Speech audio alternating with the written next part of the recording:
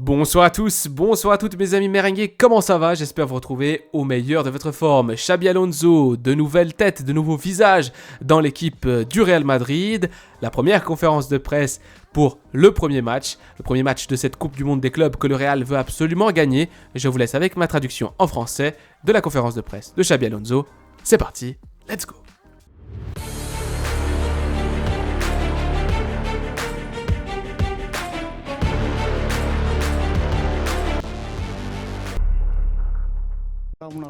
Ça fait quelques jours que vous vous entraînez avec vos joueurs. Quel est l'aspect fondamental que vous avez constaté et qui doit être amélioré? Eh bien, comme vous l'avez dit, nous sommes ici depuis quelques jours et petit à petit, nous avons récupéré des joueurs. Les internationaux européens étaient à Valdebebas déjà. Et ceux qui ont joué ici aux États-Unis nous ont rejoints un peu plus tard. Mais je pense que c'est une question de distance. Je pense que si nous avons de meilleures distances, nous serons mieux positionnés avec et sans ballon et tout fonctionnera mieux. Par conséquent, nous devons savoir où nous sommes censés être sur le terrain et ensuite nous serons là pour avoir la possession du ballon, pour récupérer, de sorte que l'équipe soit plus compacte. Et je pense que nous avons eu un impact important sur ce point. Vous nous avez déjà dit le jour de votre présentation que vous ne vous en teniez pas à un seul système, mais à l'intérieur de ce système, que nous verrons demain peut-être, où voulez-vous placer Jude Bellingham? Voulez-vous placer Jude plus près des attaquants ou plus en arrière, au milieu de terrain? Je pense que Jude a la capacité de couvrir beaucoup de terrain, beaucoup d'espace, mais il doit partir de la bonne position. Je crois que Jude a l'âme d'un milieu de terrain, qu'il aime être impliqué dans la construction du jeu et qu'il a cette grande qualité d'être capable de se projeter vers l'avant. Le point de départ sera donc important. Nous en avons parlé. Mais lui, il est très dynamique. Il couvre beaucoup d'espace et le fait de le placer au bon endroit va l'aider, ainsi que toute l'équipe, parce qu'il a des capacités impressionnantes. C'était l'un des principaux sujets de discussion d'Ancelotti la saison dernière, le mot engagement, au niveau du système défensif, sur ce que les attaquants devaient faire, presser en particulier ceux de devant. Je voulais vous demander quel niveau d'importance cela aura dans le système, dans votre système, et comment vous allez convaincre les attaquants de remplir cette mission, parce que sinon le système défensif peut s'effondrer. Oui, je pense qu'aujourd'hui c'est fondamental. Il est essentiel qu'il y ait un équilibre entre l'attaque et la défense, qu'il y ait un engagement et que tout le monde soit impliqué dans toutes les phases du jeu. Comme je l'ai déjà dit, comme j'ai répondu, je pense que les distances, le fait que l'équipe soit ensemble, compacte, va nous faciliter la tâche. Et nous en avons discuté, nous avons eu peu de temps, mais nous allons essayer d'être aussi efficaces que possible pour que le point de départ soit bon. Je suis sûr qu'au dernier jour du tournoi, enfin je l'espère, nous serons une meilleure équipe qu'au début, parce que nous aurons le temps de parler de choses, de voir si c'est la bonne solution, la bonne façon de faire, si ça marche, comment nous pouvons corriger certaines choses. Les rencontres nous diront beaucoup, et c'est pourquoi le point de départ, c'est demain, ou c'était il y a quelques jours, et nous verrons où nous en sommes. Le premier jour, vous avez dit que vous vouliez enflammer les supporters et je me demandais si vous aviez déjà réussi à enflammer les joueurs et s'ils commençaient à y croire. Écoute, c'est une question pour eux. Ce que j'ai ressenti, c'est que mes joueurs sont enthousiastes, qu'ils sont excités. Après avoir terminé une période fantastique, que maintenant il y a des nouveaux visages et que l'accueil a été bon. Il y a eu des changements, c'est naturel. Et le moment est bon pour tout le monde. Nous devons ensuite le montrer sur le terrain. Je peux dire beaucoup de choses maintenant, mais demain, c'est le moment de vérité. Demain commence le rock'n'roll. Et nous allons voir. Je voulais savoir comment allait Kylian, s'il allait pouvoir jouer demain, soit en tant que titulaire, soit en sortant du banc. Et ensuite, quelle est la situation des autres blessés, de ceux qui sont en train de se rétablir, en particulier Rudiger. Alors Kylian, il allait assez bien ce matin, mais pas assez bien. Il était donc préférable qu'il ne s'entraîne même pas parce qu'il fait trop chaud comme vous pouvez le constater.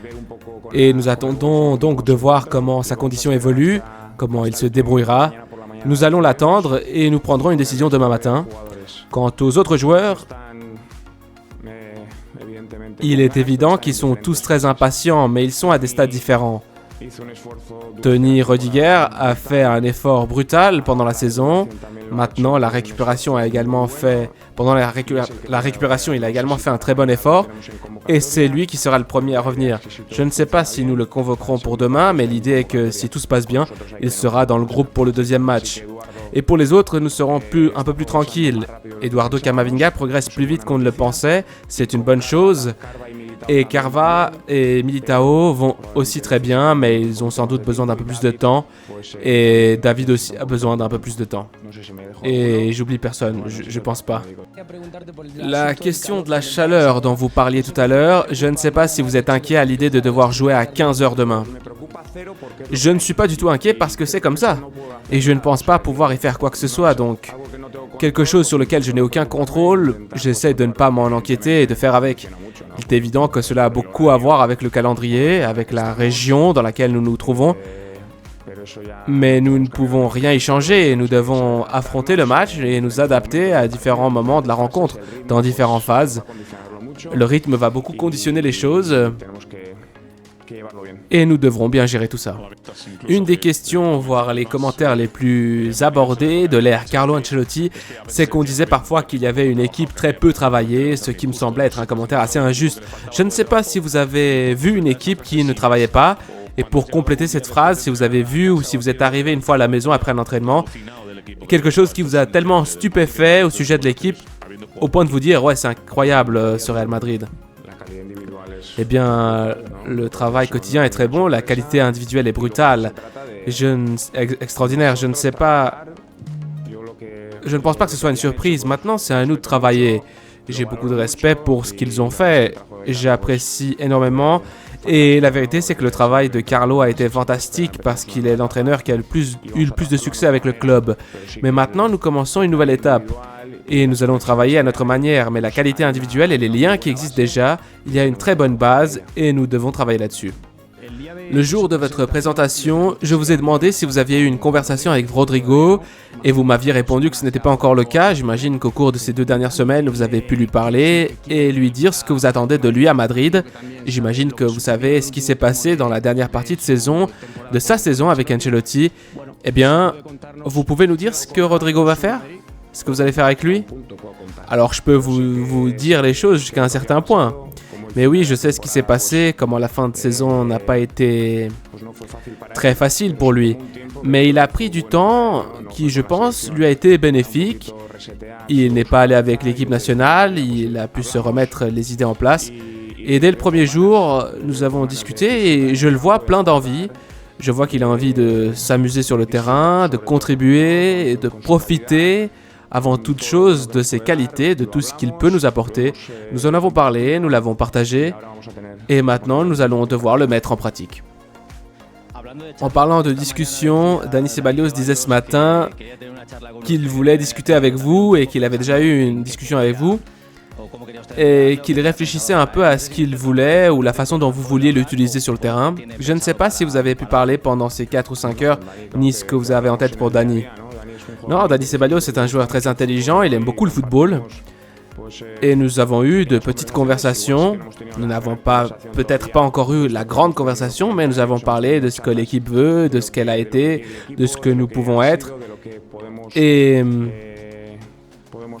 ce que nous pouvons être à l'avenir. Et je vois qu'il aime beaucoup le football. Je suis donc très heureux avec Dani.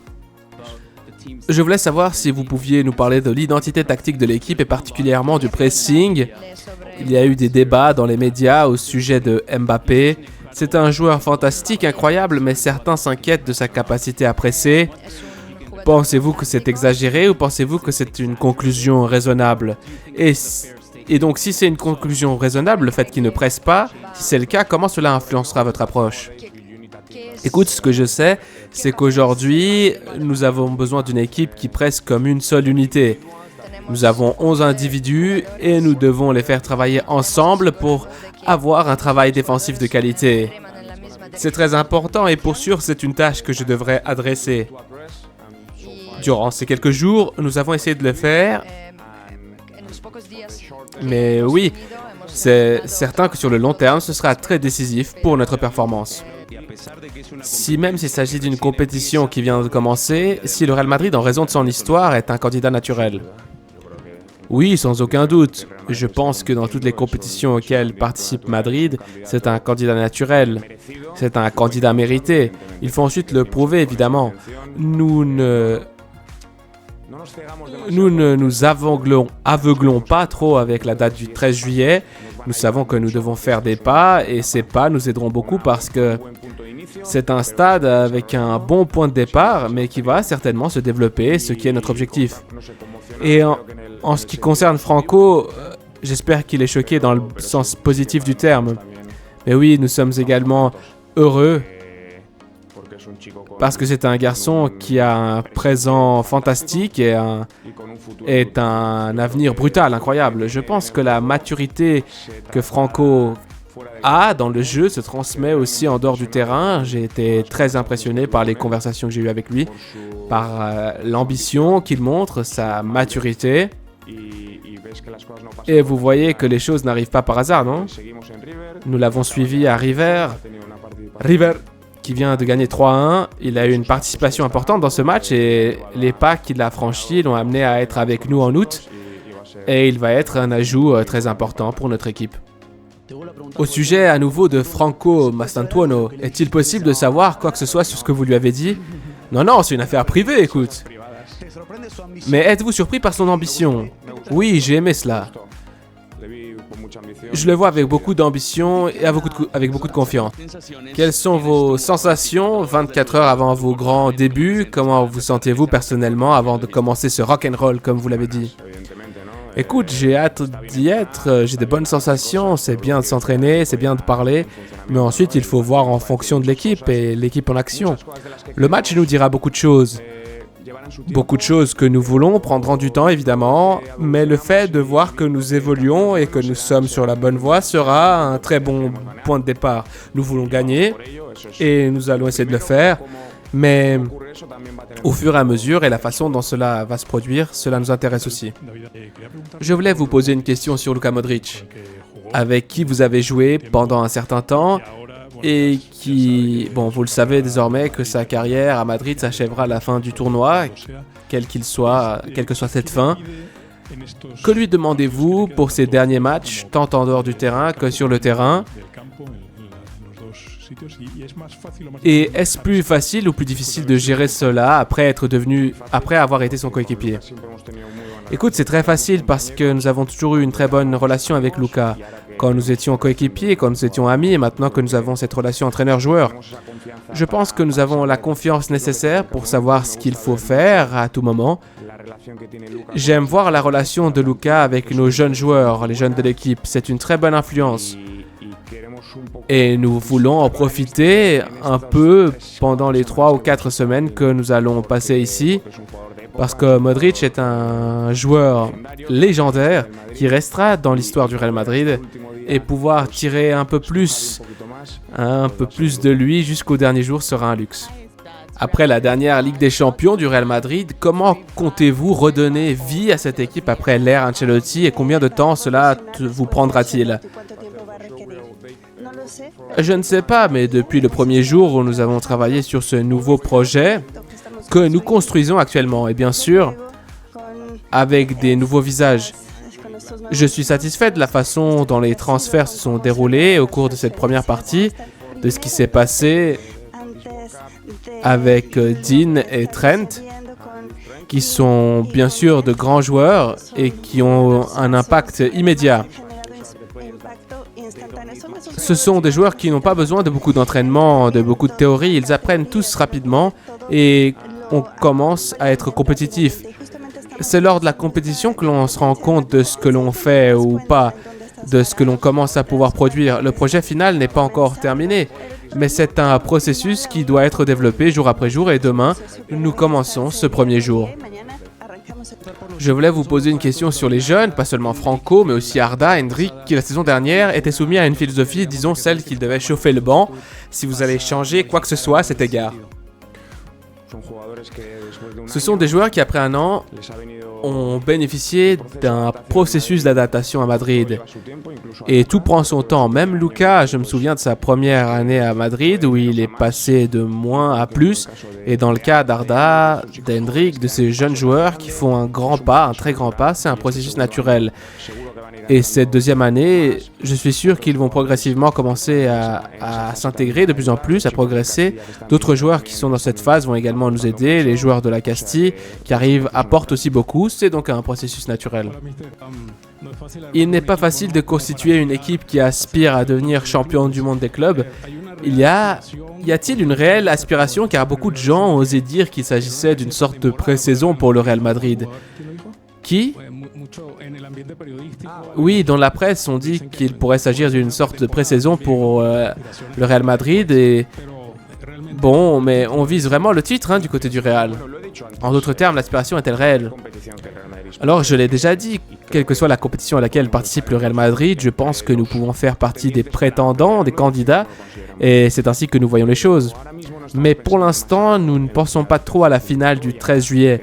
Nous voulons prendre beaucoup de temps et prendre nos mesures pour construire les choses, pour avoir le sentiment que nous construisions une équipe, que nous sentons et que nous reconnaissons comment nous voulons rivaliser, jouer. Le point de départ sera demain. Cela nous dira des choses. Je suis sûr qu'il nous manquera des choses.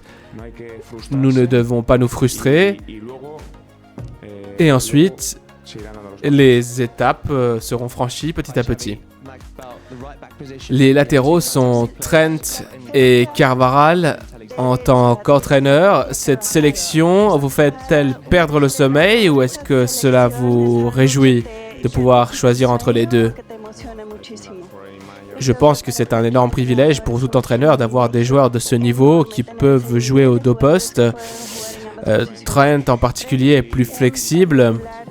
Bien sûr, nous sommes impatients que Carvajal revienne de la meilleure façon possible en raison de sa personnalité et de son niveau de compétitivité.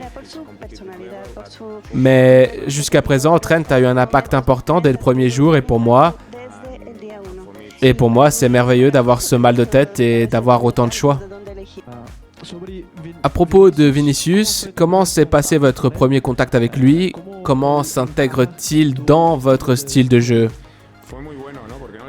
C'était très bien parce que je ne connaissais pas Vini. Je l'avais beaucoup vu à la télé et tout ce que je voyais et tout ce que j'avais entendu, en 10 secondes, j'ai tout de suite reconnu pratiquement ce que les gens me disaient.